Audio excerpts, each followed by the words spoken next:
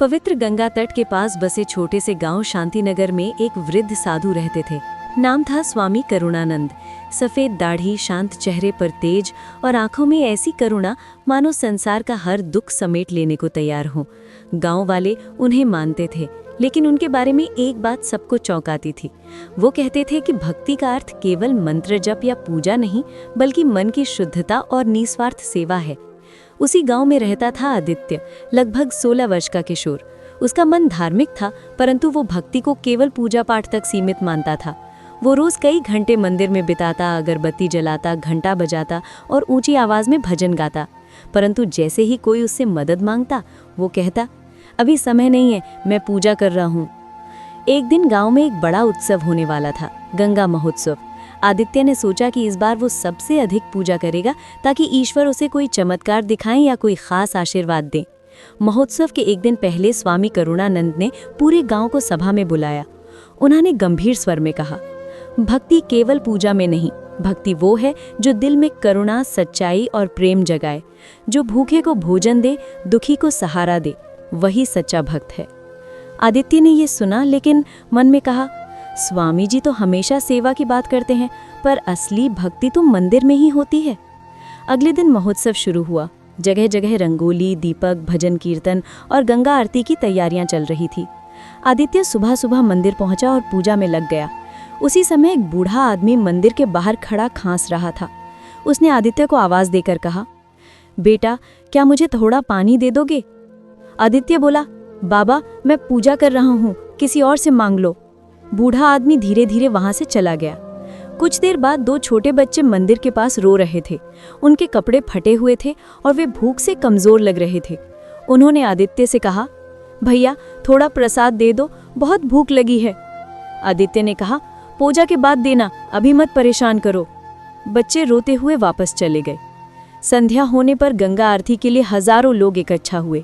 आदित्य गर्व महसूस कर रहा था कि उसने दिन भर पूजा की थी, भजन गाए थे और दीपक जलाए थे। उसे लगा कि आज जरूर ईश्वर उसका मनोकामना पूरी करेंगे। आरती शुरू हुई ही थी कि अचानक तेज हवा चली और कुछ दीपक गिर पड़े। भीड़ में हल्का सा कोहराम मचा। उसी समय मंदिर के पास रखा एक बड़ी लालटेन गिरकर आग पकड़ने लगी। लोग घबरा गए, बच्चे चीखने लगे, लेकिन उसी भीड़ में स्वामी करुणानंद ने शांत मन से सबको सुरक्षित जगह पर पहुंचाना शुरू कर दिया। आदित्य डर के मारे वहीं खड़ा रहा, बिना कुछ किए। अचानक वही बूढ़ा आदमी, जिसकी मदद उसने नहीं की थी, भीड़ में दब गया। आदित्य देख रहा था, लेकिन समझ नहीं पा रहा था कि क्या करे। इसी बीच 2 छोटे बच्चे, वही भूखे बच्चे, उस बूढ़े को पुकार रहे थे, दादाजी, दादाजी। स्वामी करुणानंद आग की ओर दौड़े, एक गीली चादर से आग को ढककर बुझाया और बूढ़े आदमी को बाहर निकाला। बच्चे उसके गले लगकर रोने लगे। भीड़ शांत हुई, खतरा टल गया। आदित्य वहीं खड़ा था, शर्मिंदा, चुप और भीतर से बहुत छोटा महसूस कर रहा था।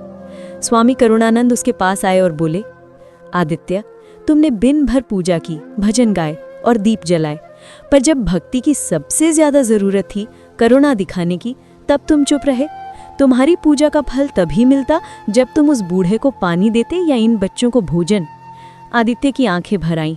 वो बोला, स्वामी जी, मैंने सोचा था कि पूजा ही भक्ति है।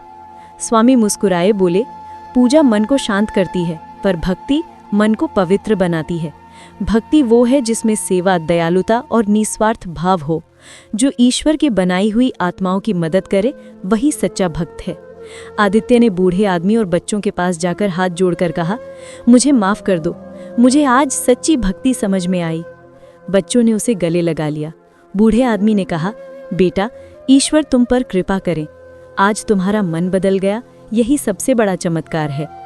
अगले दिन आदित्य ने एक बड़ा निर्णय लिया। उसने गांव के जरूरतमंद लोगों की मदद के लिए एक सेवा समूह बनाया।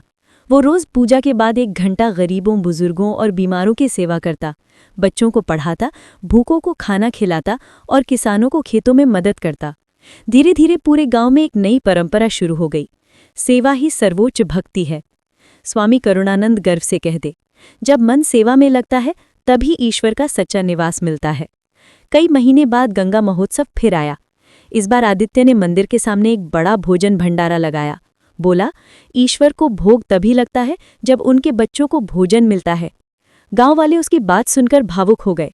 और जब संध्या की आरती हुई तो सबने देखा आज पूजा करते समय आदित्य पहले से अधिक शांत, अधिक विनम्र और अधिक प्रकाश से भरा हुआ लग रहा था। उसके भीतर की भक्ति अब केवल शब्दों में नहीं बल्कि कर्मों में प्रकट हो रही थी, और यही थी उसकी भक्ति का असली प्रकाश।